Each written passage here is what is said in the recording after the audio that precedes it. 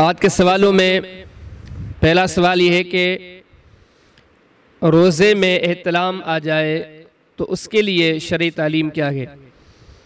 انسان کو روزے میں احتلام آ جائے تو اسے روزے پہ کوئی فرق نہیں پڑتا۔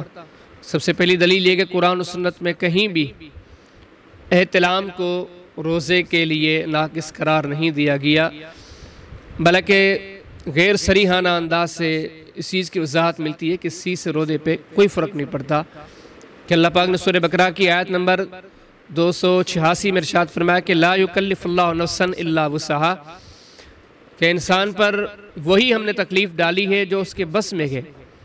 تو نیند میں انسان اگر احتلام اس کو پڑ جائے تو یہ انسان کے بس میں ہی نہیں، تو احتلام سے روزے پہ کوئی فرق نہیں پڑتا۔ دوسرا سوال یہ ہے کہ حالت جنابت میں سحری کرنا کیسا ہے؟ جائز ہے، بے وقت ضرورت انسان کر سکتا ہے۔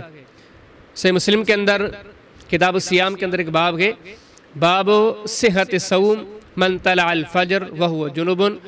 وہاں پر حدیث ہے کہ بعض اوقات نبی کریم علیہ السلام بھی حالت جنابت میں سحری کر لیتے تھے، تو لہذا اگر کبھی ایسی نوبت آتی ہے انسان جلدی سے غسل نہیں کر پاتا تو حالت جنابت میں بھی سحری کی جا سکتی ہے۔